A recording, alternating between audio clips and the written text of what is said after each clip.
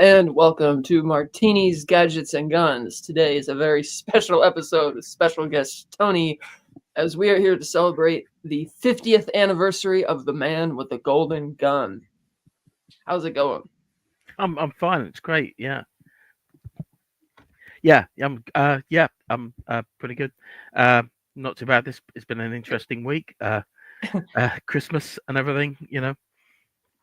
Yeah, this movie, I was always surprised that this one got it kind of got lower marks from a lot of people, but I actually think this one's quite fun and quite good because just matching Christopher Lee against Roger Moore, such an improvement also in the Scaramanga character over the book. Yep. Where he was like a thug. Oh my god, yeah. Yeah. So that's and then you have Nick Nack, another iconic bit. That twofer, it's like, oh great. It's been a long time since we've had an iconic villain henchman team up in a Bond movie. Yeah. Monsieur Bond, what are you doing, Monsieur Bond? Let me out of here. Yes, Ray Villechaize is fantastic. But it's this is the movie where the original script was going to be like a one-on-one type of, assassin versus assassin, and that sounded like it would have been a much better movie, really good. Yep. But the screenwriter Tom Mankiewicz didn't think he was giving them their best, so he left. And so they decided to shoehorn in the whole Solex agitator thing because we need James Bond to save us from the world of solar power. God forbid people might use solar. Can you imagine if solar power took a hold? All of those fossil fuel suppositories that we get from that's not the word thing, is it? No. Subsidies. Sorry, not fossil fuel suppositories. Fossil fuel subsidies. Yeah. Fossil fuel suppositories are a completely different thing altogether. and God forbid if the Chinese might get a hold of it first. Ooh. Oh yeah. Oh my God, yeah. No, it would have been an absolute nightmare. Hawaii would have taken over the world 20 years, 30 years before it did. Yeah. And of course we have the iconic Thailand setting, which they've been to a couple times, but this has the iconic James Bond Island, which is the focus of many day trips if you go on vacation out there. Yep. I like how Scaramanga just has this awesome pad and the fun house and everything there, and it's like, how did you build this into? It's like, is this even making sense? Yeah, and obviously, the perfect. It's like this. So it seems that no one in the world knows exactly what James Bond looks like, right? Apart from Scaramanga, who has a perfect waxwork of him, of course, with the missing fingers, but. Well, it is kind of a trope in a lot of these movies that Bond will go find some ally of some sort that he already knows, and they recognize him immediately, and they know his name, and it's like, aren't you supposed to be a secret agent? Well, again, I think we've had this discussion before, right? It's because technically James Bond isn't a secret agent; he's an intelligence officer.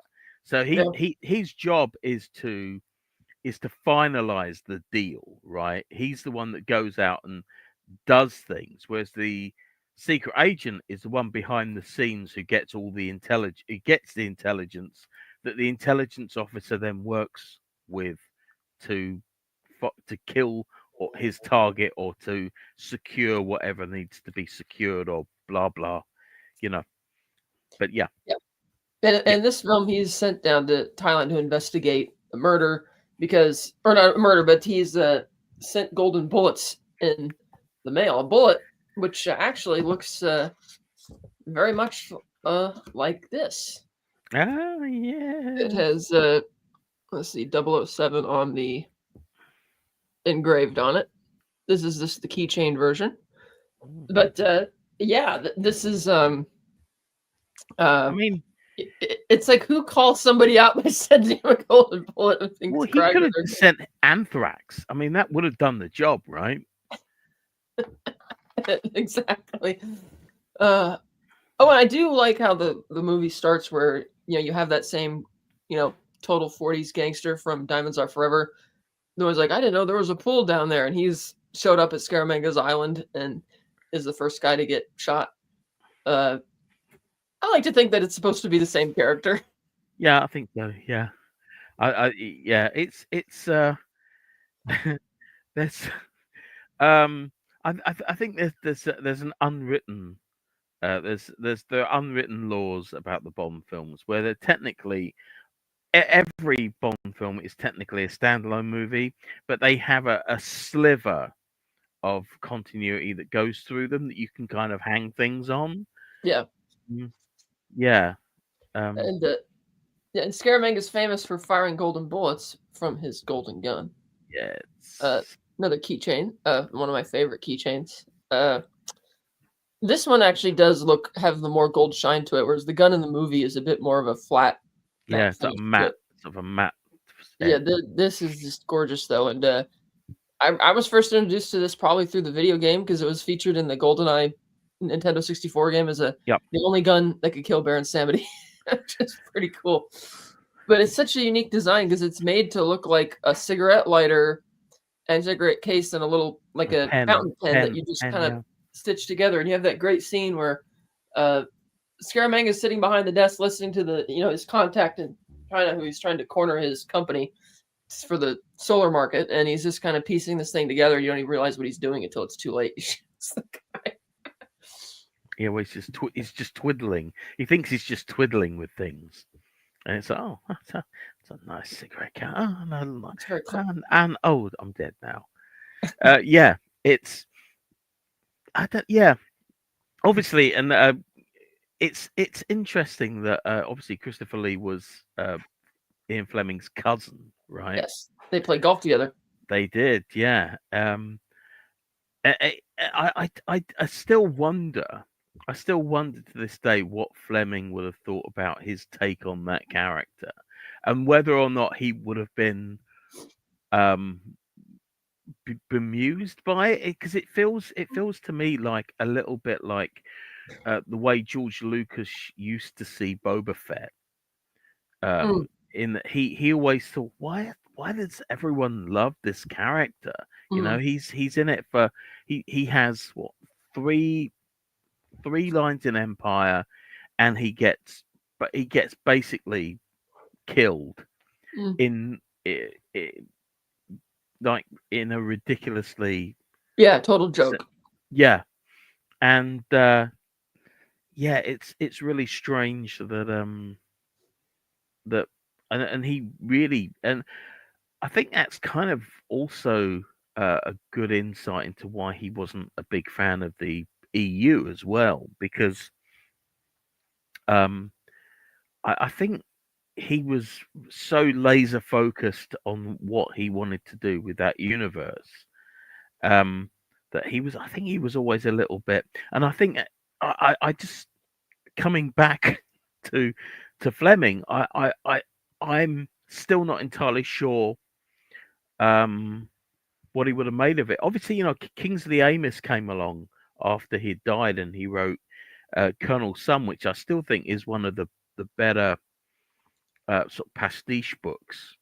Um, well, I don't know. I feel it feels weird with Bond to call it pastiche, but I do think it's like Conan.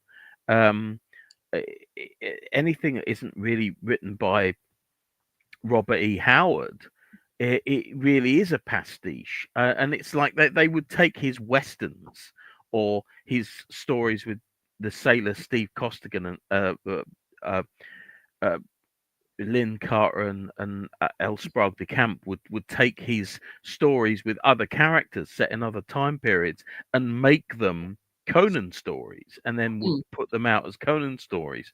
And it's like, yeah, but I mean, you know, Robert E. Howard has his fingerprints are on it, but you know, it's not really what he intended. Obviously, Red Sonja, they did that Mm. with Red Marvel Comics did that with Red Sonja, but Now, yeah. yeah. Do we know if Fleming saw Goldfinger or had an opportunity to see it before he died? Probably not, because I guess because he died a month before the movie came out. Yeah, that's right. Yeah, I mean, there's possibility he might have seen you know, Because like that was a movie where they a made a rough couple cut. major changes as well. Yeah, Uh, yeah, yeah, yeah. There's some, yeah. Um, there are some yeah. There are some very yeah, some maybe in from a modern perspective, and to be honest, from then as well, from that period as well, might have been seen as a little bit problematic. Hmm. But I mean, we know yeah, that he liked eventually liked Connery enough in the role after initially disliking him that he incorporated aspects of Connery's own background into the character. So I would take it that because Scaramanga was just a thug in the book, that being played with such elegance. I mean, I don't know how he would feel about the whole funhouse thing, which is a bit, even watching it today, it's a bit much. yeah, and the moon buggy scene is still and the moon buggy and the funeral parlor, which is God, it's really hard to remember what's in the book and what isn't there because the book is so vividly different. I mean, there's a lot of stuff Well, from the that's book what they that ended up putting in the Diamonds Are Forever movie with the funeral parlor and the moon exactly, buggy. Yeah. yeah, exactly. I mean, it um that's why I'm getting confused now, but yeah, exactly. A lot of the stuff that was in the it came from a lot of stuff came from that. Obviously, Diamonds Are Forever. We're getting back onto this now. We are going to get back. Going to backtrack in a minute. Um, it, it's that whole thing where it's the first part of the book is basically just him trying to create this double identity, this sort of other. He's pretending to be someone else, and it kind of does that in the film as well. And it's whereas in Man with the Golden Gun, yeah, it is pretty much it feels a bit more like something like Day of the Jackal, which of course has been reinterpreted recently. But yeah, but I'm going off on a tangent now. Can't remember where I was. But yeah, I'm sure we'll get there eventually.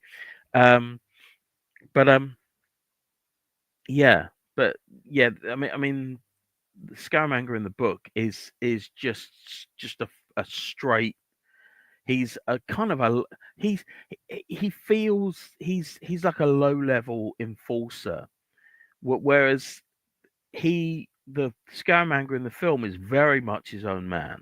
Yeah, he's total lone wolf in the movie. Yeah, and let's say he's much more like he's much more like the Jackal in the movie, Mm. whereas I mean Francisco Scaramanga that could quite easily be just another made up name. Yeah.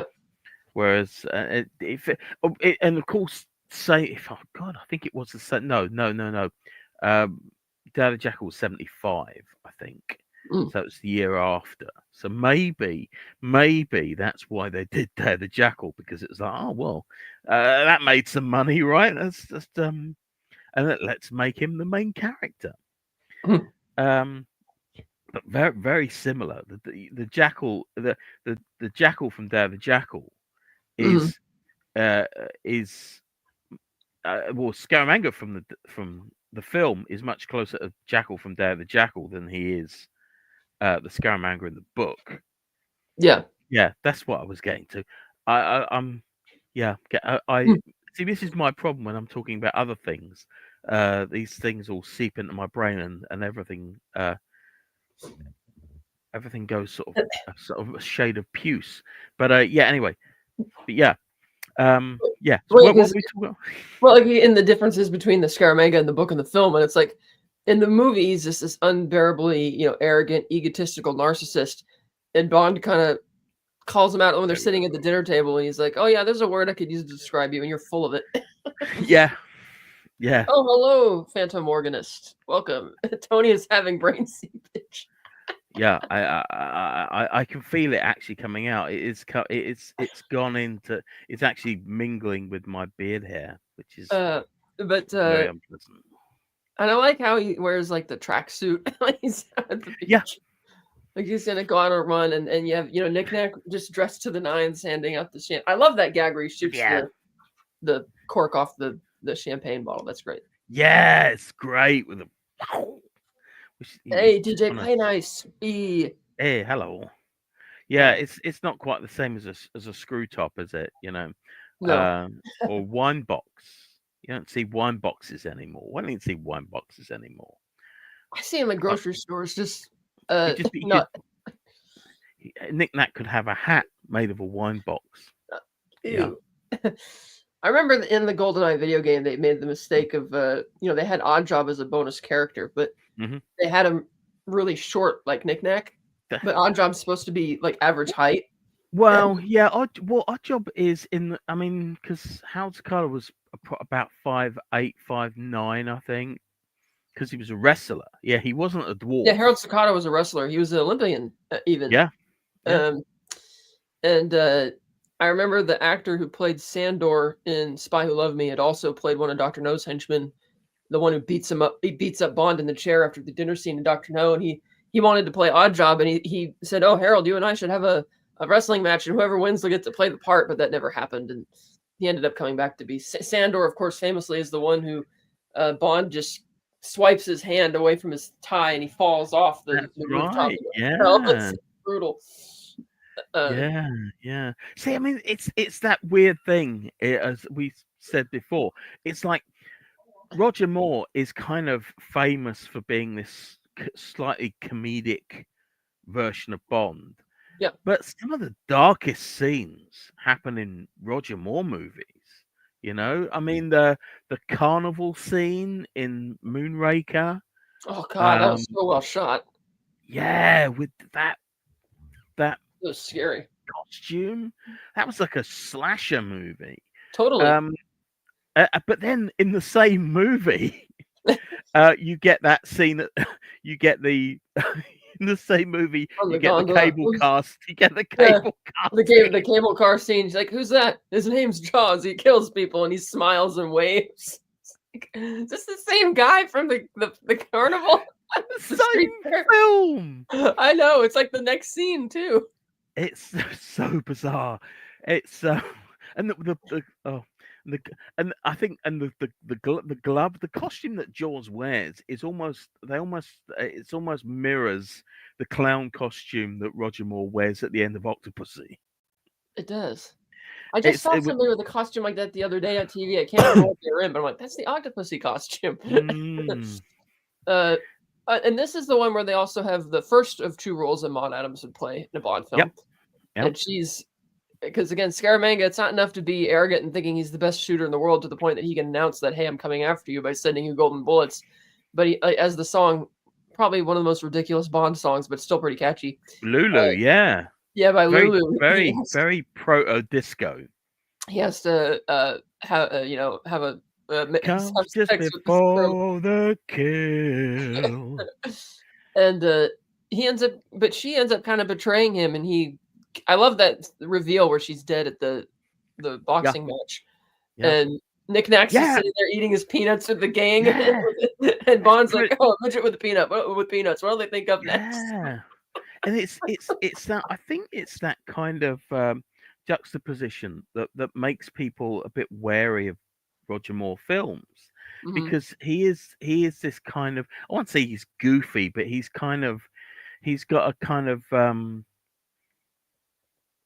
he's very kind of, he seems to be genuinely unaware of the danger that he's in, whereas Connery and oh my God, I've just got brain freeze. Australian guy, Lazenby, Gordon Bennett. I swear, I'm getting more and more senile every second of the day. And I mean, Lazenby, that fight on the beach is so intense, and you feel that he's actually in danger. Obviously, he has pretty heavy plot armor, but well, it is. But then later on in that same movie, he thinks it's a good idea to sneak around Peace Glory because he wants to sleep with all the women. This is also true. And he gets caught because he's not careful. Yeah, and he's wearing a kilt as well, which is never a good idea in public. But then this movie still has other creepy, dark things too. Like when Bond goes into sneaks into Pay's garden at night, and Nick Nack and other people are hidden amongst the statues. Yeah. And Nick Nack's got that great mask and the tattoos on. I'm like, that's so kind of creepy when he first goes in there. It's like, oh, geez. Yeah. And never mind the logic of sending him to a dojo to dispose of him. where Captain Hip shows up to save him, and his daughters, Bond's like, stand back, girls, and then they take the lead, but they end up leaving him behind. And a lack of discipline as well. When someone bows. Yeah. Oh yeah, that was really funny because after he kicks him the first time, he bows the second time, and the guy's looking up at him. I can't remember that guy's name. He was cool. And then gives chase which leads to another ridiculous thing where it's like, in no universe is it believable that Sheriff Pepper would be on a vacation in Thailand of all places. I don't know what's going on here. I could believe that his wife may want to go there for reading a travelogue. Yeah. I can't buy that he would actually take her to Thailand. Yeah, I think An elephant Disneyland. I takes think his pocket. Disneyland's pushing the boat out for Waldo Pepper, right? Yeah. But Yeah. and the elephant picks his pocket and then knocks him in the water, and I thought that was just going to be it for the Pepper scenes, but then to have him come back with the car chase and him recognizing him, I'm like, what was the impetus for bringing back this character? Yeah. Oh, here it goes. DJ Play Nice says, Moore puts the cheekiest of cheek into Bond for sure. Connery's Bondisms were wry in comparison. Absolutely. Yeah, yeah, definitely. But because Roger likes to be, I mean, it's ridiculous in later movies, like when you see him going to bed with Mayday, and I'm like, yeah, right, man, it's ridiculous. So he started leaning into his dialogue a lot more to do more risque things like that, whereas Connery would go into romance all the women all the time. Oh yeah. It wouldn't phase him at all. Yeah, but and then you also have the weird bimbo character Mary Goodnight, and they have this whole sequence which feels like some 50s drawing room like gag where, oh, we have to hide this girl from the other person. It's like, why do you have to hide her exactly? Because it's not like your girlfriend was Scaramanga's girlfriend. Like, she's using you to get away from Scaramanga. She's not going to care if you have another woman in your room. He shoves Goodnight into the closet anyway. Yeah. In fact, if it were a Matt Helm film, he wouldn't give a shit. Yeah, and she's totally ditzy, and Scaramanga makes her wear the bikini when they have her hostage, and you have that one henchman who's like the guy with the afro who's just kind of watching her and giving her a look down all the time because we have to make him seem creepy. Yeah. Which, again, this massive chemical like facility that he has inside it's like, how did you build it? Okay, we suspended our disbelief for the volcano lair, so I suppose we can suspend our disbelief for this. And how did he keep it a secret? Right? I think the idea is that maybe because he's agreed to, because he finances this with his kills. Just killed everyone, right? And he's agreed with, well, the corporation guy that he was partnered with, I think maybe they're providing cover because he's like, hey, I'll finance this and do this off the books, and you're going to benefit. Because really, there is no evil plan in this movie. He's basically just he's been using the money to fund his solar power research, demonstrates how he can use it as a weapon, which is, of course, the double entendre of the title, not just the literal golden gun, but the solar powered laser, which, it's like, okay, he wants, but basically the so-called evil thing is that he's going to sell it to the Chinese, and he kills his business partner to take control of the company. And it's like, again, a Cold War movie, we have to defend the Western fossil fuel companies and we can't have the Chinese exploiting something new. Yeah, but we can't keep it for everybody else either. We have to destroy it. Yeah, exactly. Yeah, just they've been prioritizing copying toys at that time. So now this is something that I found at a used bookstore in Grass Valley a couple years ago, and I don't know if it's real, but I've seen the other publicity photos that were signed, and I'm like, you know what? It was cheap and it was already framed. Oh, nice. Christopher Lee. And I've seen in one of the documentaries on the the publicity and making up for this movie that he did sign several of them just like this. The same photo and signs it in the same spot. And it does look like his autograph, but again, it's not authenticated. I didn't frame it like this. It is nice though. To be honest, it's something like that. It would worry me less that if the authentication would worry me less than the fact it's just a nice thing to have. Right? Yeah, it's just, and God, this is so great to have. If it's true or not to have his, surprisingly, his autobiography, Lord of Misrule, is out of print. I'm Yep. like, how could that be out of print? It's a great book. Yeah. And it's like that it should I had to get the only copy I could find was a used copy being sold by a library because I guess they didn't want it anymore. But and it We still I has think like we've the got a laminated. copy. I think we've got a hardback copy. I work in a library. I'm pretty sure we've got a hardback copy in the basement. Nice. Although, so I might have to go and check that out. This movie also had one of the most badass car stunts in a movie at that time. This is the same year, by the way, that Gone in 60 Seconds came out. And the stunt in question, of course, was the barrel roll over the rickety Yep. bridges. Uh, and they did it once. It was unbelievably perfect on the first go around to the point that the producer, Cubby Broccoli, thought it looked too good. And he's like, Mm, let's do it again. And the stuntman that's tells him, no, I'm not doing that again. It's like yeah. a miracle it worked at all. But that shot was somewhat ruined by the slide whistle sound effect, which John Barry later apologized for. So this begs the question: are you a slide whistle guy, or are you not? If you're not, that means you're advocating going back and tampering with the original work, and that's kind of what that means when they ask, like, are you a fan of going back and tampering with it? Like, if they had done a remastered version and removed that sound effect, would you be okay with it, or would you keep it as it originally was intended? Well, Even knowing that the I original don't like composer it. I don't like it, but I respect it.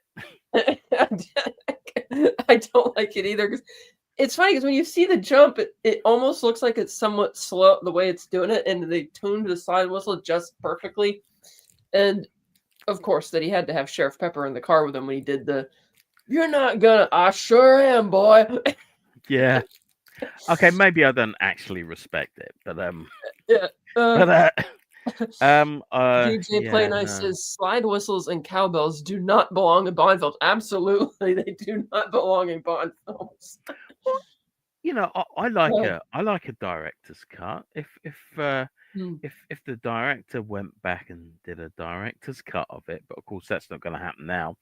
I think Uh, Guy Hamilton. Who also directed Goldfinger, by the way. So that's another, yes, which has exactly. some silly type of things in it too. So you can tell there's definite tonal similarities between the adaptations. Yeah. Uh, and I would be remiss if we didn't mention the infamous elephant stampede. So this is a great story. So this was the last film that Cubby and Harry produced together on the Yep. Bond franchise, and Yep. apparently this big truck showed up with all these big pallets loaded with 200 pairs of elephant shoes. And Cubby's like, what the hell is this? And it's like, oh, you guys bought this for your movie. I'm like, no, we didn't. Like, yeah, we did. And of course, it had Harry's signature on the receipts. And he's like, Harry, what is this? And he's like, well, it's for the elephant stampede sequence. It's like, what elephant stampede sequence? Because there was none written in any version of the script at any time. Yeah. But he blew all this money on all these elephant shoes that they had delivered in Thailand, and then they just couldn't use it. Which Yeah. Saltzman, he was he's such a like character. he's like cartoon, a kid's movie version of what you'd think what a kid would think a producer is. You know, just throwing money at silly things. Yeah. Yeah, he's like Andrew Tate is what a 12-year-old thinks an adult male is supposed to be, right? And he is he is what a 12-year-old thinks a cigar chomp. But then again, Cubby was a cigar chomper too. They were both Mhm. cigar chompers. But yeah, it's yeah that they had some crazy ideas, and it's weird now that there's this big kind of civil war now going on between Amazon and the Broccolis now. Really, Wilson and Barbara Broccoli. That's why it's like that that they that the Barbara Broccoli just keeps. He said that they're fucking idiots. They said that she literally um, put I think she tweeted it. She said that these people are fucking idiots. So they are not getting on. They're not getting on well oh, at Amazon with Amazon. Amazon. Yeah. So it's and you think the last thing they did at Amazon was a reality contest with, and it's like, oh, Yeah, you're gonna get Brian Cox to do something. yeah. Think, well, Brian Cox would be a great right? It'd be really good at. Well, It'd be he really good thought M. he thought when they reached out to him that they wanted him to play a Bond villain in a Bond movie. Yeah, And then he was kind of surprised, like, oh, it's a reality show. The insiders have supposedly been working on the scripts, I've heard. Yeah. But clearly, or it's been reported that people have been working on the script. But it's ironic that you know the company that owns the Bond franchise is now owned by a Bond villain. You couldn't really make it up. It's funny that if they're not getting along, it's like they're not. Amazon isn't really taking over or anything. It seems because it's been 3 years. The Broccoli and the Wilsons, the Broccoli family is very much in control of that franchise. It's just the MGM kind of has first dibs on everything. But it's oh man, it's what I want, which I'm never gonna get, is I want an R-rated 1950s set readaptation of Moonraker that is an actual adaptation of the book, and have and have Drax be an ex SS guy, and I think it'd be really cool, and you could do it on a quite a modest budget, but maybe do it in black and white, but that they wouldn't go for that because Well, they keep trying to push it into the modern era, and because each Bond movie is sort of its time. Like Man with Golden Gun, it has all the kung fu stuff in there because that was popular back then. Same with Live and Let Die being a blaxploitation film because those were popular at the time as well. Even though those respective things, at least in Man with Golden Gun's case, the whole kung fu thing didn't seem to fit. It was just kind of there. It's like, why does he know this guy? And why is he sending him to dojo instead of just killing it? It's like, okay. It's like you're going to knock him unconscious in the garden at night. You can just kill him right now and be done with it.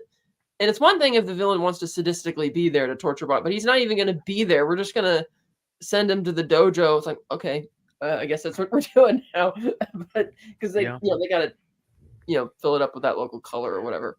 See, the thing is, I really think the John Gardner books from the early 80s had a really cool story arc. It was across like 4 books, and it was like there was a guy called Rahani who was it was Rahani. It started off with a guy called Rahani, and then for 1 or 2 books it was Blofeld's daughter. So it was after Blofeld had died, Spectre had kind of fallen apart.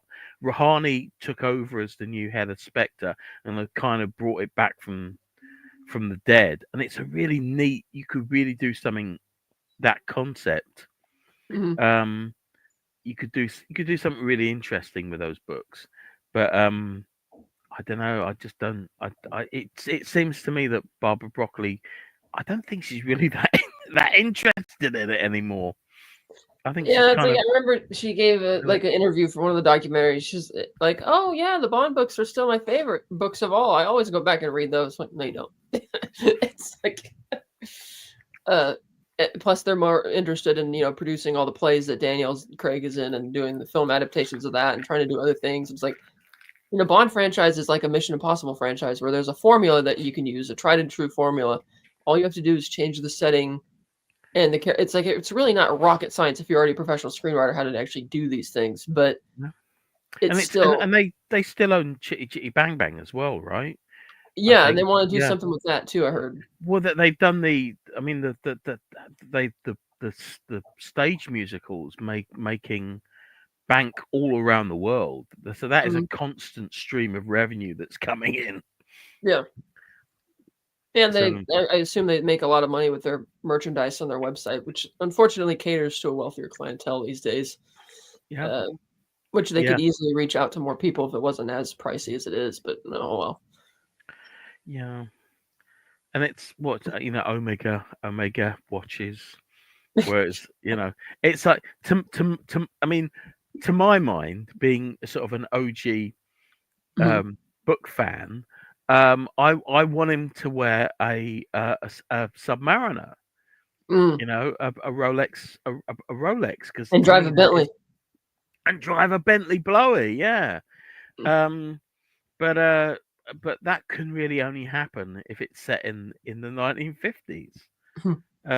Oh God, see, I would love a TV series, but the Broccolis are never going to do it. They've said they're never going to do. James Bond is never going to be in a TV series. Yeah, I guess they But don't want to, rob it of the specialness of it. But I assume that also whenever we hear about it, it'll be because with both Craig and Brosnan, they didn't announce who was going to be the new Bond until right before production, the day yeah, before filming started on the next one, which is what they'll probably do for this next one. And hopefully, I would hope that by October 2025 they have something going. It'd be ridiculous if they don't. I was surprised that Global James Bond Day came and went a couple months ago with no announcements of anything.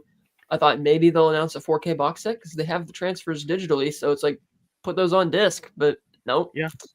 uh, But I don't know. I think a Bond. It's really frustrating that with the Bond hiatus that that other characters haven't. Why Reggae Jean Page was apparently hired by Paramount to be the Saint like 5 years ago, right. right? Nothing's happened. Yeah. Anna de Armas would be a perfect Modesty Blaze, right? Mhm. Nothing's happened.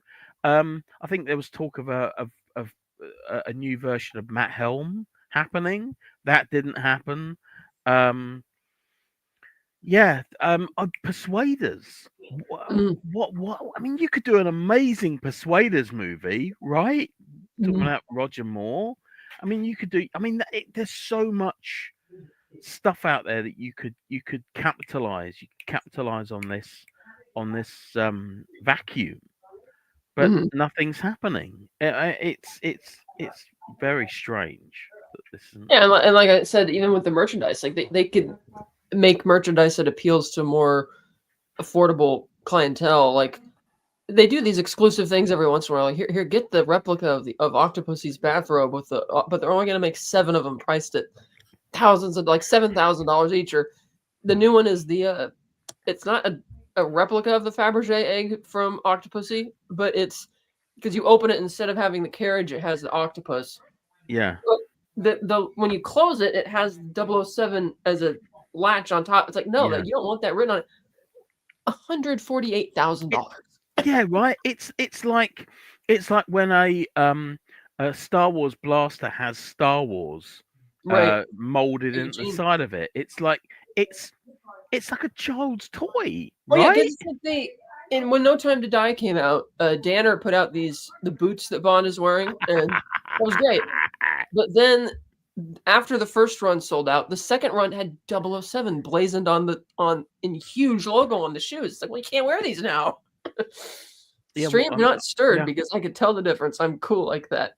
Yeah, I mean, even 007's not stupid enough to have 007 emblazoned all over him. Oh, Yeah, I don't and know. or like they have the replica of Jaws's teeth. There's cheap ones you can get on Etsy and things for like $80. Well, cheapish, but then the Mm. ones on the website are $245 because they're silver plated. And it's like, okay, it's silver plated and you could use it as a paperweight, but that's still insanely expensive for a Yeah, replica. it's very odd. It's very odd. I mean, I mean, that's because the thing. It's like you got to if they want to build the brand. You got to connect with people, especially in today's economy, who can afford it. And you well, know, I think NECA were going to do something with it, and I think they fell foul of Amazon, mm, and they were like, yeah, we don't want to sell it through Amazon. I think it was NECA that they went to. I bought NECA figures of Gremlins through Mm. Amazon, Mm. so they've sold there. Oh, okay. So it might not be, but yeah. Hey, Eugene again. Hail Cat, looking good. Tony, fun commentary. Absolutely, thank you. We might have a part 2 to this video because Scotty, I guess, was tired and decided to go to bed. But I'm like, well, if Tony's going to be on, we got to be on right now. Well, well, it is Christmas, and up in the cold, the freezing north, where Well, he yeah, comes. you're 8 hours ahead of me, which is why we needed to do this now. Oh yeah, that's right. Yeah, I'm in the future. Yes, the far I'm in the future. future. It certainly feels like the future because it feels like the world is falling apart already. Yeah. But uh, yeah, no, yeah, I don't understand. I don't, and it's I I think I might be one of the few. It seems that I'm like one of the three people online that is actually quite excited by James Gunn's new version of the DCU. If it's terrible, I can move on with my life. yeah. I think I can do that. And the it's with Bond.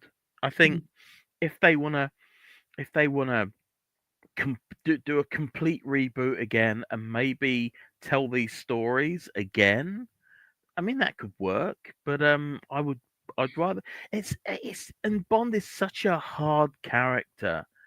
It's so tied in with the Cold But War. and that's another thing is that each actor you got to make sure you get that personality, that take right. Because like I don't want them to do another Daniel Craig because not Yeah, the actor, but like the character uh, seemed very cynical a lot of the times after the first two, and just not like Sean Connery. His version of Bond, you could tell enjoyed being James Bond. He had a yeah. lot of fun with it. And I feel like we need somebody like that, like not This parody is like Roger Moore, not super serious like Daniel yeah. Craig, but like a Connery type is kind of what we need. This is why we need a Matt Helm film or a Persuaders film. You know, the people that actually love doing what they do. Hmm. Um, and just for some levity until we get, you know, whoever they eventually choose to play James Bond. It seems that people still think Henry Cavill is going to be playing James Bond, but it's Like he here's the he thing. When he when Barbara and Michael said, "Oh, we have to think and be careful because it's a 10-year commitment." I'm like, at the rate you guys go, it's going to be like a 15, 18-year commitment yeah for one yeah. actor. Well, this is what I said before. This is why Henry Cavill is not going to be playing Superman anymore because Mm. whoever Corin Sweat, we know that his contract is going to be ironclad. That if they say, "Oh yeah, we need Superman to turn up in this episode of this TV series," we know that he's going to have to do it, and there's no way And he'll that want to do Cavill's it too. representation is going to allow that, right? Yeah, and he'd want to do it too. It's not like he has a big career outside of this right now. He would be Eugene Bird great. said Cavill would Cavill, be that'd be cool. great. I agree. Cavill would be cool, and he did. If you don't know, was one of the finalists for Yeah. Casino Royale, and they literally said this. They thought he looked too much like Superman at the time instead of James Bond. And what do you know? He got cast as Superman eventually. But Yeah. we all know how that went. I mean, speaking of which, I just last night watched Superman Returns for the first time. I thought Brandon Routh was decent in the role, but I liked how hopeful and optimistic it was, and that Yeah. it felt like a genuine comic booky type movie, which I Yeah. liked. I think Whereas Man of the Steel, I only love. I'm one of the few people who really loves Man of Steel. I think it's got yeah, too much action in it, but I really like Henry Cavill just had something. Like when Ernesto and I yeah, reviewed Gladiator 2 last week or 2 weeks ago, like Paul Mescal doesn't he was have never what the Russell problem. Crowe had. Like Russell Yeah, Crowe had something that you can't put your finger on what it is. Like you could follow that guy into battle. You could, but Henry Cavill had something that yeah, the second I saw the first Man of Steel trailer, I'm like, that guy's Superman. yeah, I didn't yeah, feel that with Brandon Routh. I didn't feel that from David Cornsweet watching the trailers, but that's not to say they're not going to be good movies. But again, with Bond, it's a thing, especially because of how long the commitment is. You got to make sure you get that right. But yeah. at the same time, what else do they have on their plate that they're really doing that makes it take this goddamn long to come up? Unless they've already cast the role or just having script problems, which has been reported. Again, going back to James Gunn again, I'm pretty certain Batman's already been cast because we've seen a kind of flash of Batman, a dead Batman in Creature Commandos. Although the weird thing is, weirdly, James Bond has been cast is very close to being cast as Sergeant Rock, but they've already cast Sergeant Rock in the DCU because he's already been in Creature Commandos, and they said that everything's going to be tied together, which is again quite frustrating when it comes to that sort of thing. If they, yeah. Anyway, Eugene says he had several girlfriends tell me they list for Cavill back when he played King Henry. Yeah, everybody. I remember he was high on a lot of people's lists. But again, it's like looking at the Roger Moore era, especially with the Man with the Golden Gun. How it's like, oh, Kung Fu's popular story around that, or so. I mean, it's not like they sat around looking at each movie like they were writing the next chapter of the Bible or anything like that. I I mean, know it's not, exactly. and yet it's the amount of stress. It's like, oh, geez, it's like, is it really? It needs something fun like Golden Gun. Like it can be over the top and fantastical, and you will have fun with it, uh, and Oh let them get yeah. away with it. So I mean, yeah, I think they should sometimes look back to the past and see this with some of the stuff that was working that they used to do to go forward today. Uh, Even though Golden Gun was admittedly following trends, like oh, kung fu's popular, let's make something about that, and that line of thinking. But Oh, and by the there's way, yeah. By the way, he wasn't King Henry. He was actually the Earl of Suffolk. But we'll let that mm, pass. But he was. It's like what's that? The film Immortals, when he was. That was a crazy film. yeah, That was a crazy film. That he was still. I mean, it wasn't a great film, but he was pretty solid in it. And he was good in Man from Uncle. He was really good in Man from Uncle. he was And I really think good that in proved that he could be Bond. he was good in the Ministry of Ungentlemanly Warfare. He wasn't in it Yeah, very much, but he was good in it. yeah. I mean, the film as a whole, Uh, yeah, not great, but he was great in it. He was great in it, and there are so many roles. Obviously, he's probably got about half a dozen roles lined up. He's going to be in Voltron. Um, he's eventually going to do a 40K movie, yeah, Warhammer or 40K. TV. That's TV series for Amazon. Eventually, in about 6,000 years, which would be good because it'll actually make you it will make you understand the huge time frame that we're dealing with 40K. Mhm. Um, but yeah, it's yeah, but yeah, this is why he was never gonna do Superman in this iteration, which is a shame because he was a great Superman. Yeah, But you know, this is it, also the movie which uses the third nipple as a plot device. yeah, right, Funny. Or how they went to the Bottoms Up Club was apparently a real club at the yeah. time. But it's the fact that they knew he had a third nipple, but they just didn't know exactly where it was. It could have been on the back of his head for all he knew, and it was Yeah. so well, it's probably right in the middle, right? But again, that's a thing where it's like he sneaks in, he merits an invitation. This happens a lot where Bond merits an invitation, and the villain has already tried to have him killed once, but he shows up, and it's like, well, now you have an opportunity to just do it and be done with it. And they never do. Like in Thunderball, like Emilio Largo sends somebody to kill Bond in his hotel room. He fails, so Largo feeds him to the sharks, and then invites Bond over to go shooting in the backyard. And it's like, Yeah, you have him there with all these guys standing around the machine guns. Why are you letting him leave? You literally were trying to kill him this morning, and now you're just gonna. Oh, well, I guess you thwarted one of my yeah, henchmen, so I guess you're worthy of hanging out with and having lunch. yeah. It's so That is good. I mean, it goes. I mean, you don't want to quote Austin Powers too many times I think they took in that one day. criticism too much to heart because it's Yeah, just like kill oh, him. we can't go back to doing what we used to do because Austin Powers made fun of it. It's like no, they made fun of it because it was popular. Yeah, And yeah, I don't know who came up with the Brofeld twist in Spectre, but oh god, that should like you literally went with the Doctor Evil twist. It's like no, but you could still go back to doing that same fun formulaic Bond movies and God, don't do an overarching narrative. Have it be each movie be a standalone film so each writer director can bring the best to it hmm without having to have a checklist of things they have to do. And it can be each movie can be the best it possibly can be. Because yeah, I frankly would like to see a franchise where you don't have to wait 2 or 3 years to get the next chapter in the story. It's like, can't we just have standalone things every once in a while? Like, does yeah, every superhero property have to be an ongoing arc? Can't you just do, like, especially with Batman as like a detective, can't you just have 3 movies that are like 3 detective stories and it doesn't matter what order you watch them in? It's like, yeah, does everything have to be this shared universe? It's like, So I don't know. We'll see what they do. But like again, I think they should look back to movies like Man with the Golden Gun. They all have their own unique flavor and they're fun and they don't have the checklist and you can have the same cast members carrying over between different eras. People don't freak out. Like yeah, nobody freaked out, to my knowledge, when they said they were going to keep Judi Dench on as M, yeah, because nobody cared either when they had yeah. If it Bernard ain't Lee broke, for right? years, or Lois Maxwell and those people. So Yeah, yeah. No, exactly. it's Well, yeah, almost just like keep Ben Whishaw as Q. It's like just yeah, keep him as Q. There's no reason to recast that character, and they it's might, but who knows? but it's a very I think it's a very British sort of culture. It's almost like repertory theatre, whereas someone drops out and they just replace the individual actor rather than the Right. whole cast. Um, but yeah, it's or in terms of Judy Dench, they just replace everyone else and not her. Um, I don't know. The thing is, there's so much in the, there's so much. It's like Bill Tanner. It was nice to see. I mean, Roy Kinnear, I think, did a really good job. But it's like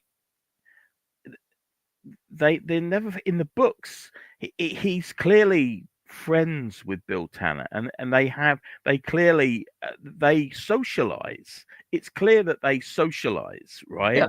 Whereas you don't get that idea in the films at all. Yeah. Um, He's just and another guy. It's just, yeah, and it'd be cool if the new Bond you get some of that going on where it's like, oh yeah, they're actually friends rather than just uh colleagues. I know it's kind of weird when you're dealing. I mean, it's like Slow Horses, for example, which Mm, is one of those that's things that big. it's obviously it's trying to take it's a more realistic take on it, but it's also these people that are just kind of useless in terms of what they do, but yeah, they don't, and they have you know interactions, but Yeah, yeah, DJ Play Nice says Q sort of reps for the proletariat or England's coolest bachelor uncle. yeah, right, um yeah, no, I think it'd be really neat if they at least use, I'd like to see M be Miles Mesavie again, the Admiral, and I'd like to see them lean into Bond's background in the Navy, which they didn't seem to. I mean, I'm not saying go full village people. That would be, I think, a step too far. But yeah, I'd like to see, and they kind of that was something that the Roger Moore era really lent into. There was more um, acknowledgement of his background in the Navy, I think, in that. I'm trying to think how many times Connery was called Commander Bond, whereas Roger Moore was almost all. I think every movie he was called Commander Bond at least Right. once. And of course, in The Spy Love Me, he was in full uniform for a big chunk of it. Yeah.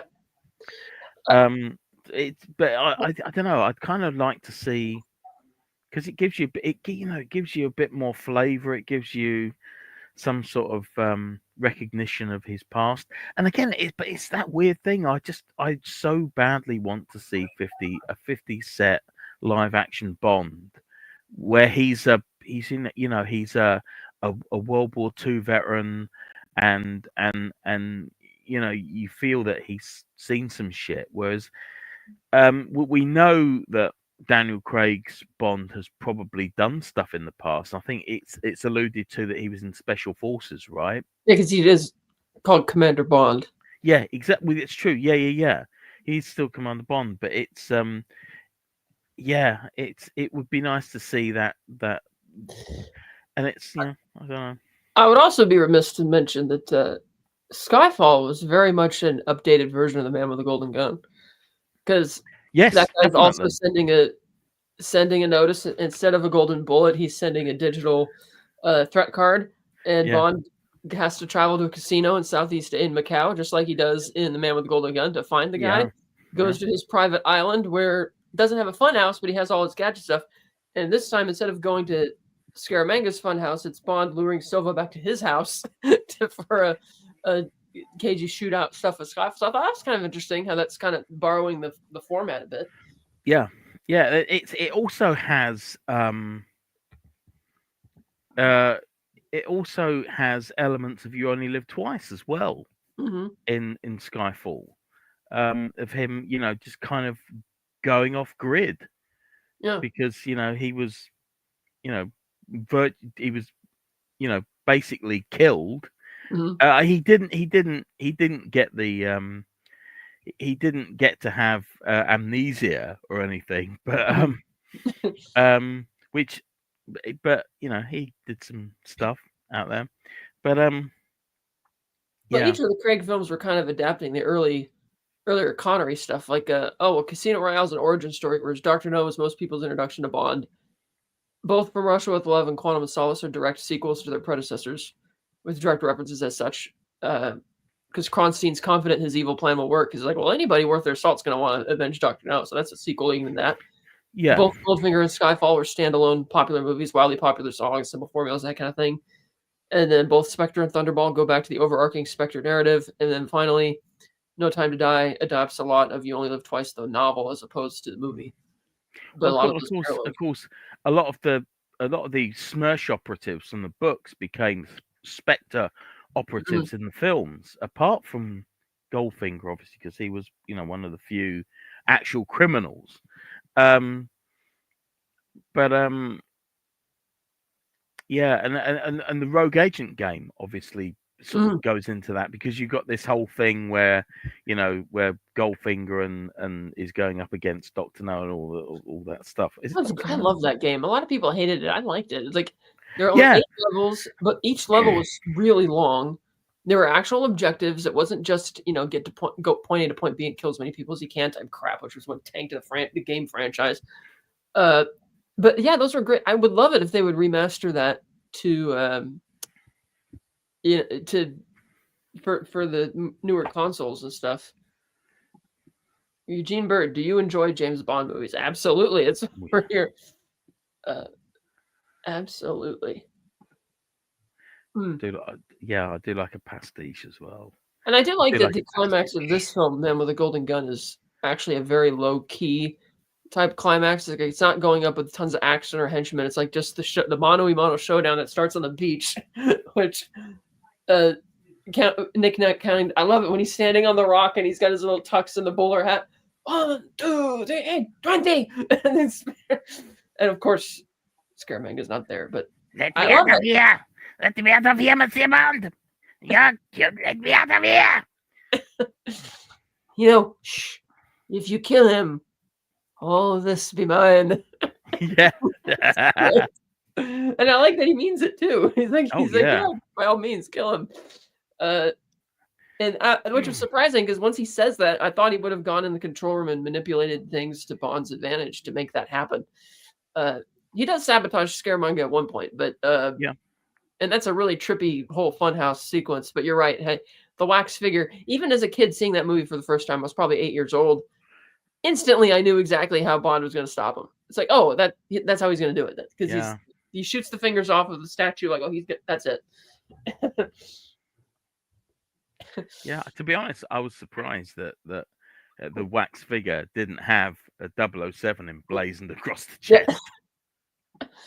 Knowing Scaramanga gave you Because arrogant enough to do that. that's what would happen if Hasbro owned the franchise.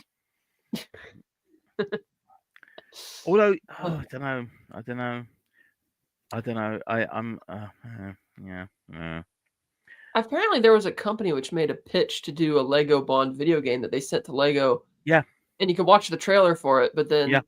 then Lego rejected it, and I think the real reason some people thought they rejected it because of the content, but I don't think so. I think the reason was because Lego video games are other marketing arms for their whole Yeah. line of And they actual just Legos. and I think They it didn't was have any. well, I think it was when Playmobil got the license, right? So, Yeah, and they wanted Playmobil it. have only done one thing so far. They've only Oh, you got done it. this. They've only done this, which Oh, is nice. driven by, of course, Captain Scarlet.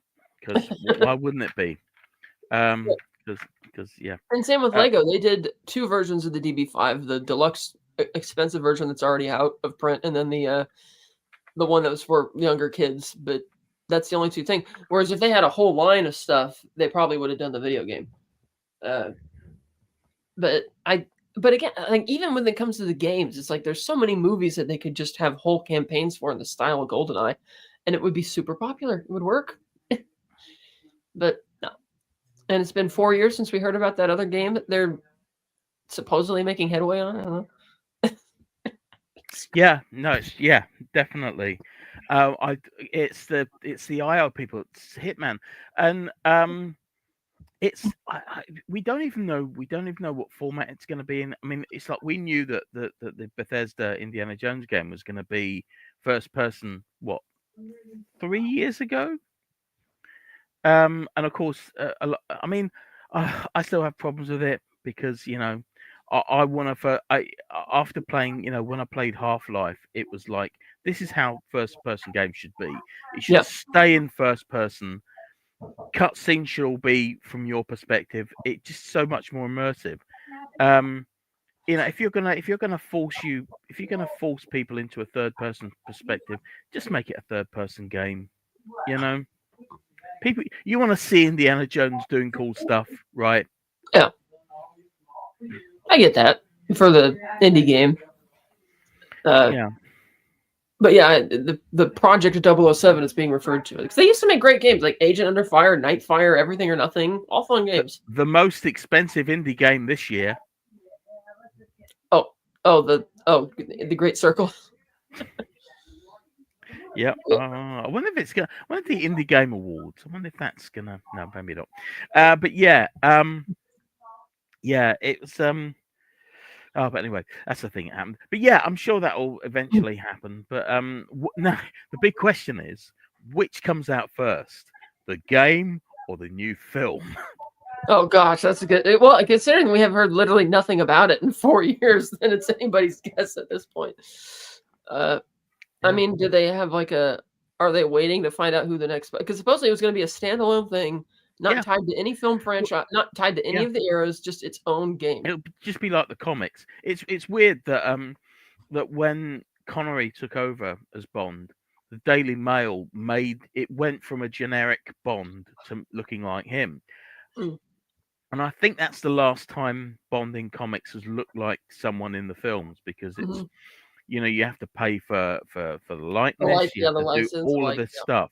So he looks kind of like Hoagie Carmichael now, which is what Ian Fleming envisioned. DJ Play Nice says Johnny Lightning did a cool series of die-cast Bond cars. They did. Yes, they were great. They were so good. Yeah. I have some over there, but I don't have the Johnny Lightning ones. But I have the Corgi, the bigger DB5 and the Corgi. Yeah, the Corgi is great. The Corgi ones. I like those. And the little Nelly. I get that. But yeah, I mean, the thing is, all they really need to do is take the Hitman game and put a James Bond skin over it. There's only really one character that they need to change in the Hitman games, and that's the protagonist. Everything else is basically a Bond game already. Yeah. So it leaves questions. There are questions. Yeah, I don't know.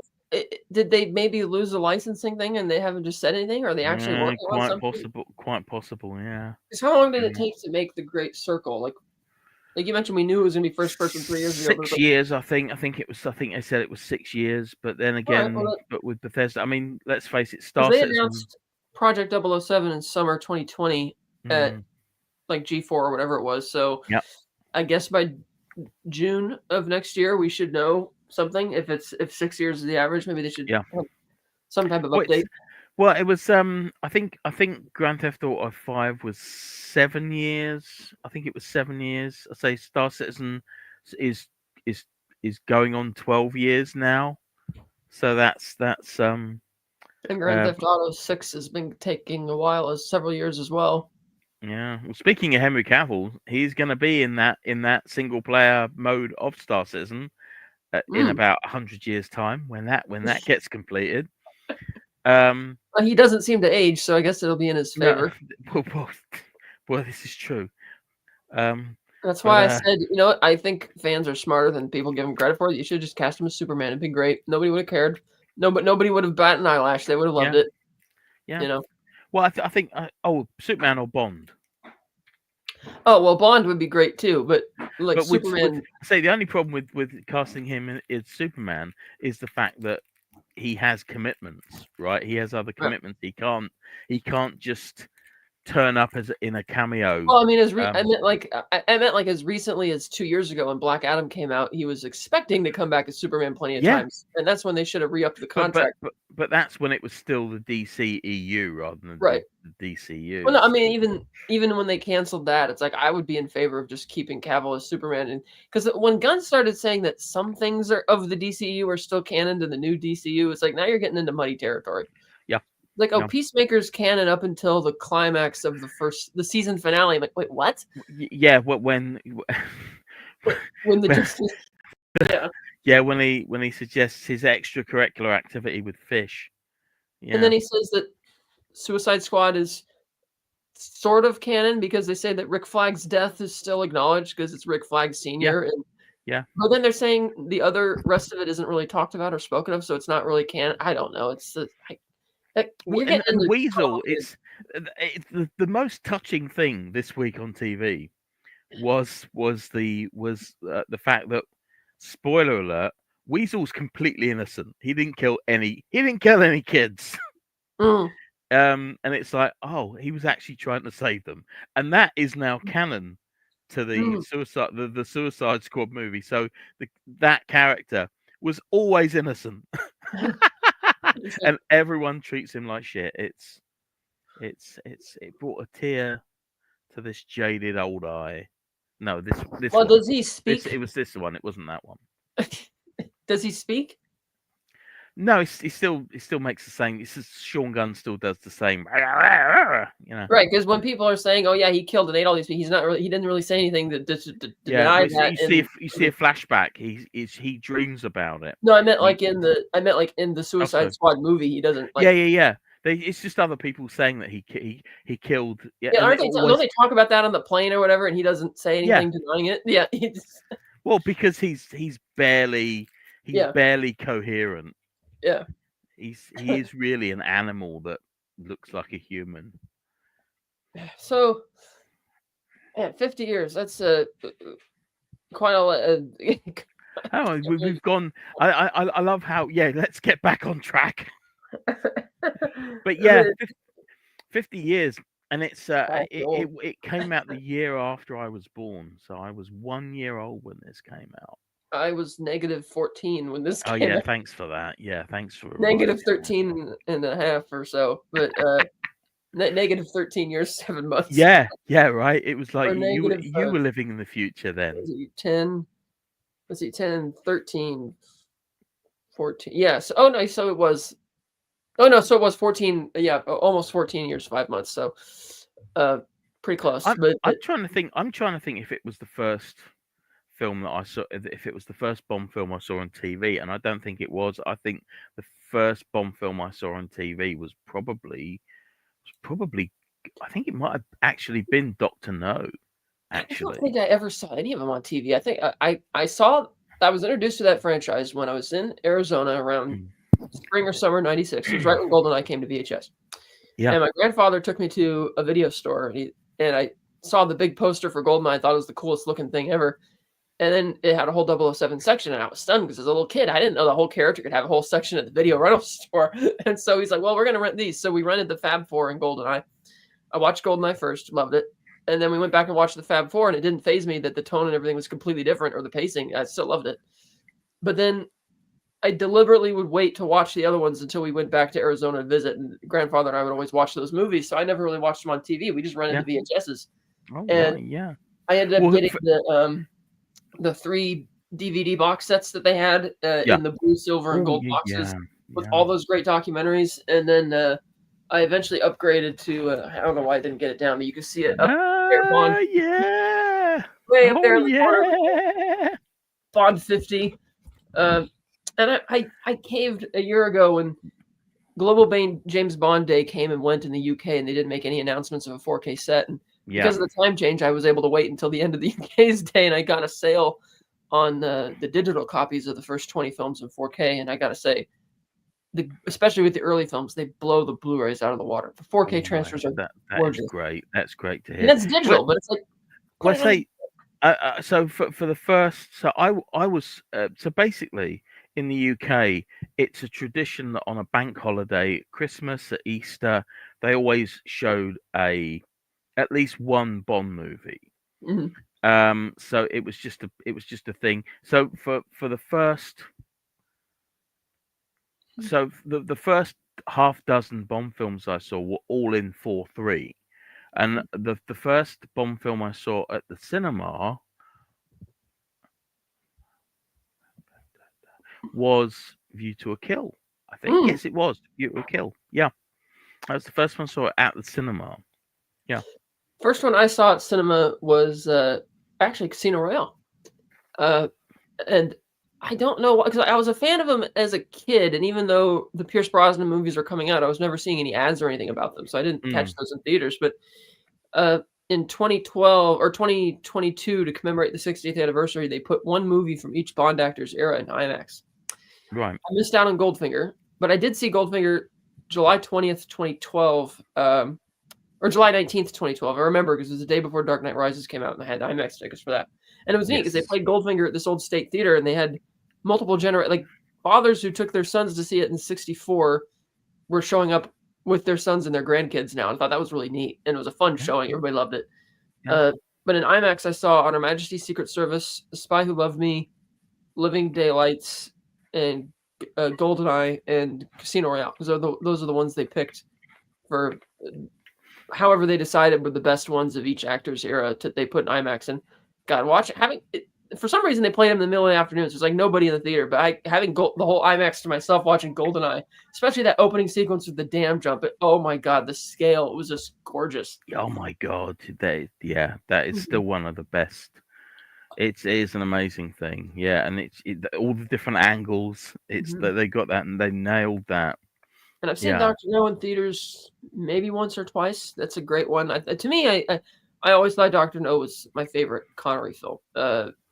With Goldfinger following more than like for instance, for the 60th anniversary of the Doctor No movie, the theater played Goldfinger. I'm like, what the hell are you doing? And they were advertising its 60th anniversary. I'm like, play Doctor No. yeah, It was weird, but so that's good. So if they come, I remember also when I first saw Casino Royale, it was I think it was Thanksgiving weekend of 20. No, that's right. It came out the weekend before, but I saw it on Black Friday, and it was a packed theater. I was in the second row, and it was great because I had no idea what to expect. And there were these three guys sitting next to me, and they kept seemingly really enjoying it and liking it. They were like in their 20s or something, but then when the movie ended, like, yeah, it wasn't that good. It's like they're like, but and then when I saw Quantum of Solace, I went opening day. Nobody was at the theater. oh yeah. It was like a ghost town, but it was also earlier in the day on a Friday, but still. And I kind of didn't know what to think of that when I came out of that movie. And Skyfall, I saw, I think the opening weekend of Saturday. Same with Spectre was jam packed. My dad and I went to see that one. That was fun. And then Yeah, Road Trip to God. I remember going to see Casino Royale, and it was jam packed, so packed that screening, and when he gets his third kill, and it's like it was the roar of the crowd. It was intense, but yeah, that was great, and it's yeah. DJ Playdays asks, "How the hell do I remember such detail and dates in these things? Because I'm really good with numbers. For instance, Quantum of Solace opened Friday. I remember Friday, November 14th, 2008. I remember being there. I remember spring or summer '96 for GoldenEye because that was when it had just come to VHS. I did see Skyfall. I saw November 9th, 2012. I remember that. Spectre was. I remember it came out on the 13th. I think I saw it. I can't remember. Actually, I can't remember if I saw Spectre opening weekend or not. But I know I also saw it in IMAX because my college was right down the street from one of them, and so I had like a 5-hour layover between two classes. So I just got on the train and just went down to see Spectre in IMAX, which was pretty cool. But yeah, I'm good with numbers, and I saw No Time to Die 7 times in theaters because that was the first movie I had seen 7 times in theater. Wow. But that was. I don't even think John Campion saw it 7 times. I don't know if he saw it. I think he only saw it once. Yeah, that's weird, right? It's weird because he always goes on about, oh, I saw that 57 times. I just went back every day for 3 months. Oh, sorry, that doesn't add up. See, Cat is good with numbers. 3 months every day. That's not 57 times, is it? I remember some people see things so many. Like I remember seeing a sign at the there's a video from the premiere of The Two Towers, and this lady was holding up a sign saying she had seen Fellowship of the Ring 69.5 times in theaters, and I guess the half was from maybe a power outage or something. But I'm like, how do you see something 69 times is a bit back to back as well. Yeah. Yes, don't worry, I've got a colostomy. Oh my god, that was I said that out loud. I don't have one, but maybe I do. Oh god, this isn't what you think it is. Yeah, and I looked, and even though this is the 50th anniversary, there were no 50th anniversary screenings anywhere for this movie today. I'm like, and it's a Friday. Come on, guys, you know. But yeah, I know. Yeah, it's bizarre. It's bizarre. Like that's another thing the studio could sponsor. I'm like, why not sponsor a re-release? I mean, the Bond is still popular. Yeah, I mean, it's and it has, you know, it has, it has. I mean, that cast. It is they're icons. Pretty much every cast member is kind of Maude Adams, Britt Eklund, Christopher Lee, Michael Chase, Roger Moore. It's like you can't get better than that. Yeah. And it's just like, oh man, it still holds up. And the fact that that's a top tourist destination in Thailand to this day, it goes to show again, it's like enduring popularity of this movie, even though people give it a lot of shit. Yeah, it's only got 40. This movie only has 40% on Rotten Tomatoes and 6.7 out of 10 on IMDb.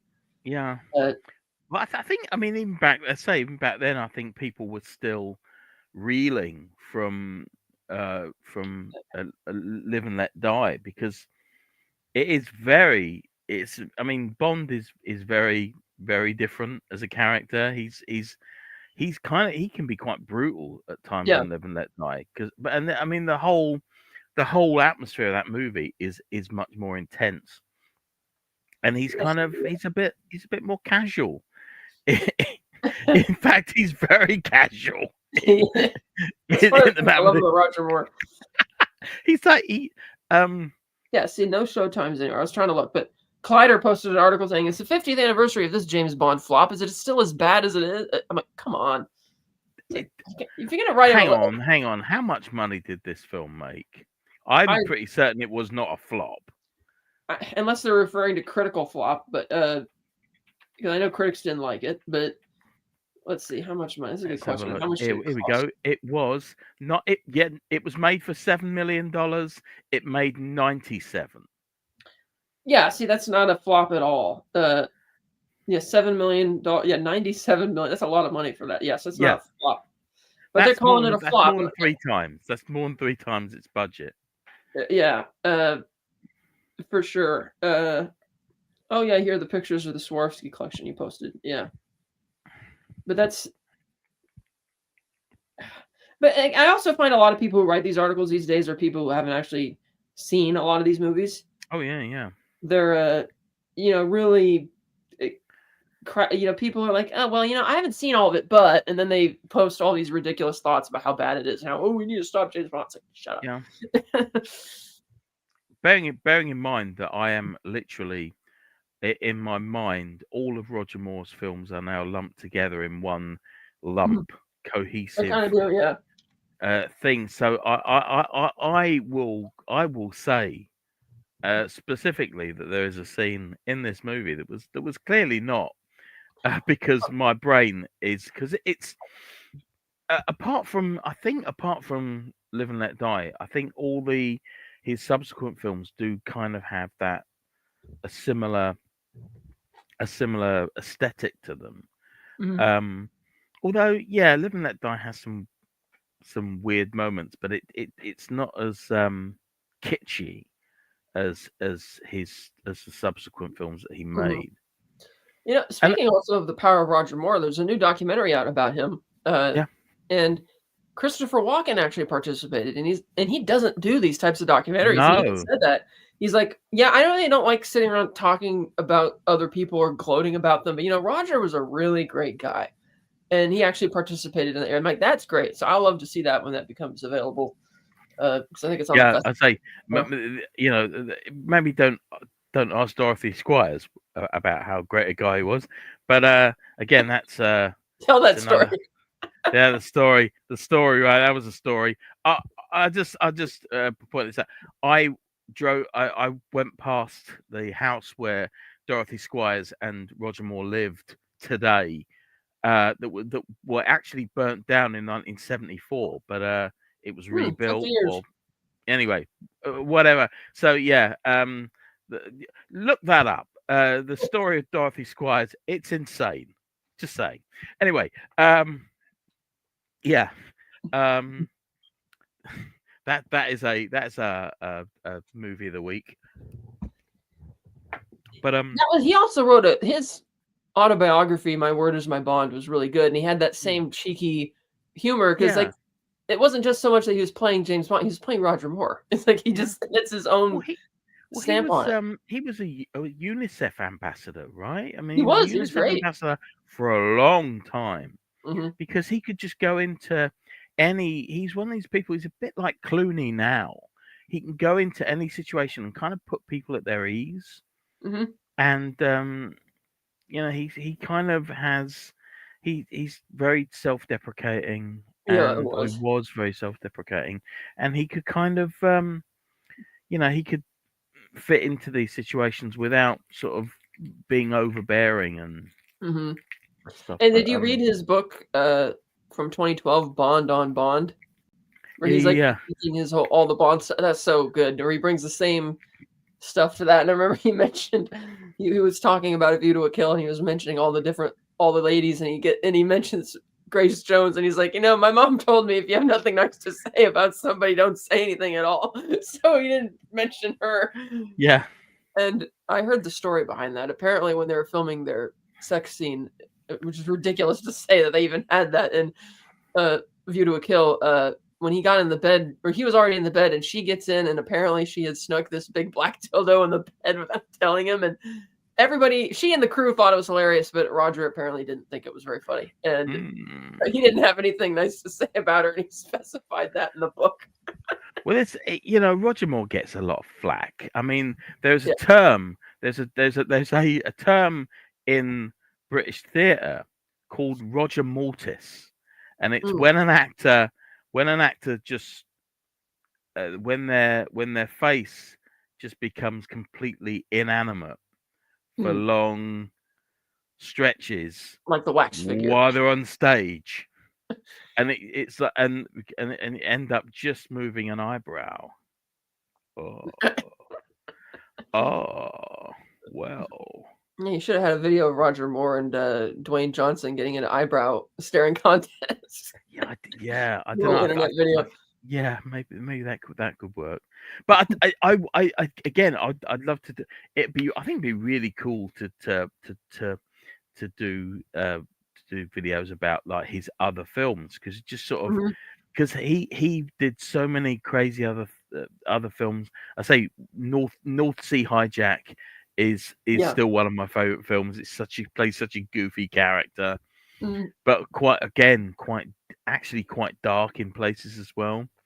Mm. And the Wild Geese is a fun movie. The Sea Wolves. Sea Wolves, yeah. Yes. But that'd be a cool thing. Just a sort Oh of yeah, he was in the Switch with yeah. Persuaders. Yeah, yeah, Uh, God, yeah, and Shout at Guns the and Devil. Navarone, Guns and Navarone, Guns and Navarone. Oh Shout at the yeah, Devil. yeah, The Sins of Rachel Cade. Interrupted Melody. Last Time I Saw Paris. yeah. Yeah, he was. He got around. He did. But Let's see. yeah, I also liked. I wish that when he in View to a Kill, when he's up with Patrick McNee playing his assistant or whatever, Tibbet or whatever is the who gets strangled in the car by Mayday. Those two is like chauffeur and him being the snooty, like that could have been a whole comedy film in and of itself. yeah, definitely. It was too good. Okay, what was his name? Let's see, I got it right here. Godfrey. Sorry, he played Patrick Macnee played Sir Godfrey Tibbet. He also narrated all of those Bond making of documentaries for them. But when Bond went undercover as St. John Smythe, I thought him and Godfrey would be a great road trip movie. Yeah. God. And that was the film where they were going to have Agent XXX show up as the Russian agent, and then for some reason that didn't happen. In View to a Kill. Instead they cast Fiona Fullerton as Paul Ivanova, but that's a different movie. That was View to a Kill. Yeah, he wasn't in Guns of Navarone, was he? That was David Niven. Good God! It was David Niven. I was wondering where you're getting. I was thinking of the other Navarone film, but he wasn't in that one either. Force 10. No, that was that was directed by a Bond director. That was Guy Hamilton. That was Guy Hamilton. No. But that was Robert Shaw. Yeah. And the Jackal, Edward Fox. Yeah, oh, that's right. Yes, so all comes back to the Jackal. Which I'm only one episode into the new version, so I need to get on that. Barbara Bronco's in that too. Force 10 from Navarone, Edward Fox, Franco Nero. Yeah. Carl Weathers, that's right. Angus Maggot. Oh, Richard Keel, that's right. Jaws is in that. Yes. Force 10 from Navarone. He obviously was in that. He was in Silver Streak, where he still had the teeth in for some weird reason. I'm not entirely sure how that worked, but yeah. Yeah, Golden Gun was the last one that Guy Hamilton. I kind of like the Guy Hamilton. Diamonds Are Forever was really weird, but Goldfinger, Live and Let Die, and Man with the Golden Gun to me are three solid movies. And it's like, yeah, Golden Gun really falls into the whole Cold War shtick. That's right. You know what? That's true. Silver Streak was before The Spy Who Loved Me, right? 76. Yeah, Silver Streak was 76, and Spy Who Loved Me was 77. So he did the metal teeth. That's right. The metal teeth he did the metal teeth before he was Jaws. Yeah. Which is bonkers, right? Yeah, it is. That's right. I remember that. It's one of those weird facts that it's like, yeah, he did Silver Streak first. Let's see, who's else in this one? Say Nick Nack, Pepper, High Fat, that was the guy's name, yeah, and then yes. Yeah, but this was also the last film that Harry and Cubby produced together because Harry had so many debts by then that he had to sell his half of the franchise. Yeah, he made some bad mistakes. Well, I mean, because he did the Harry Palmer films. Yeah, and that I think that last the $1 million brain, $1 billion brain, $1 billion brain was not. It's like Ipcrest File, Funeral in Berlin were great, and then I might have to rewatch the $1 billion brain, but I've not seen it in a while on purpose. It does go. It kind of goes a bit James Bond, and you just think it goes a bit weird. It's like, oh no, this is very odd. But then yeah, so maybe that all comes together somehow. Yeah, that's right. He did two of those: Funeral in Berlin and $1 Billion Brain, that Saltzman produced. Yeah, for the Palmer films. Saltzman, as I recall, was he thought that Bond was going to just be the beginning of some huge thing, and it's like, no, and that was. I mean that happens in every genre, right? When Star Wars came out, you had all these sort of knockoffs. Some were fun, but others were a bit of a slog. I mean, I love Star Crash, but Humanoid with Richard Keel, not great. Yeah, well, he thought that not just the knockoffs. He thought he would be getting involved in all kinds of franchises that would just be like a kid's version of what do you think a producer is. Yeah, and that's how that all went. Yeah. I mean, it's not. It doesn't work well. It's yeah. But it's we'll make horrible mistakes. Yes, his are just rather costly, but he was still fun. You could totally feel his stamp on those earlier films. Oh yeah, no, definitely. But it's yeah, it's weird actually when you think about it that that the films just kind of got more out of control for a while until Dalton came in, and Yeah. it kind of went Well, they a wanted bit more something grounded. grittier for the '80s too, because they were looking at things like Rambo and Well, and that was the Seagal film. 25th, right? That was the 25th anniversary Yeah, when Dalton took over, 1987. Yeah, right? yeah. So it was the Silver Jubilee.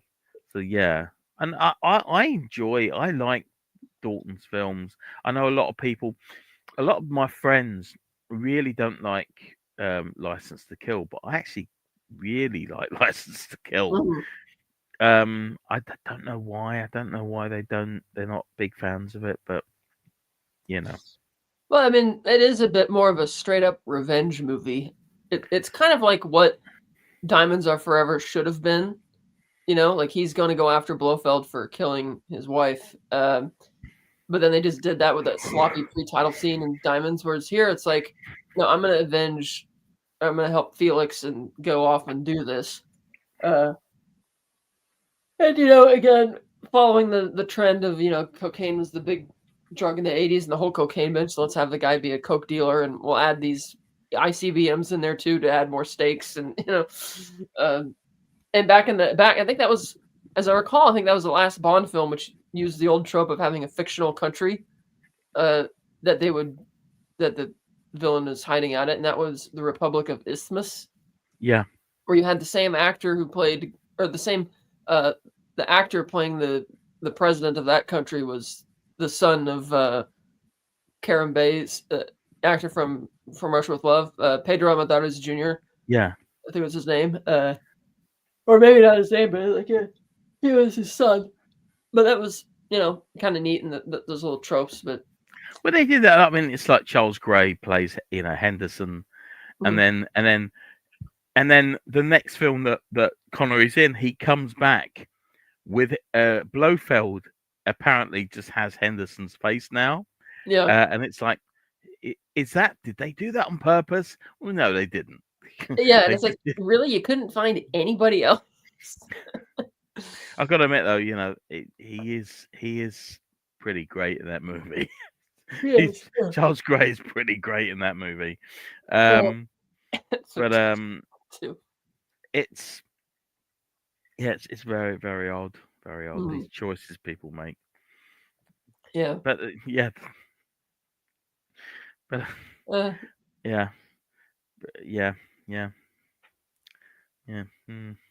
Yeah. well, Also, but that's the weird thing. How did he know he was Blofeld? Right?